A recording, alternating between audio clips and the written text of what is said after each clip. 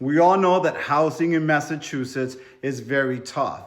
But what if you had the opportunity to add additional living space in your property, in your backyard, or in your house without having to go through the hassle of zoning board? Yes, right now, by law, by right, you can have an accessory dwelling unit or an ADU, something like this. And today I'm breaking down the three big questions. Who can actually build one? What's the average cost of one? And what are the permits and regulations needed to build an accessory dwelling unit? And who can build an ADU? So if your property is in a lot that is zoned for a single family home, by right, you can build an accessory dwelling unit.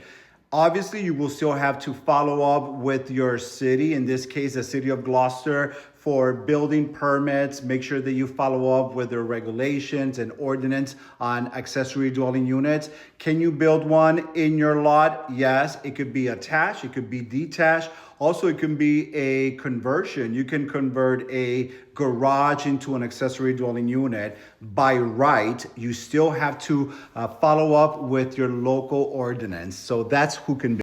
Very important to keep in mind if you're thinking about exploring the accessory dwelling unit route is that although this is now by right, which means that you don't have to go through the zoning process, you still have to go through the local city, municipality, building department process. Whether it's the building department, the health department, you have to follow their ordinance and their guidelines for it to be in compliance. In addition to that, the accessory dwelling unit must be in the same lot as your primary home. You can rent the accessory dwelling unit. You don't have to live in the accessory dwelling unit. For more information, follow this link here. This will take you to the state of Massachusetts ordinance guidelines on accessory dwelling units. How much does it cost to build an accessory dwelling unit?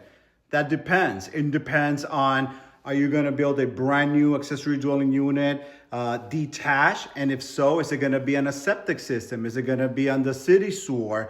Also keeping in mind that although you can build an accessory dwelling unit, you do have a limit on the size of the accessory dwelling unit, and you have to take that into consideration. So right now, between 2024 and 2026, we've seen that the cost of building an accessory dwelling unit ranges between $150,000 up north of $350,000.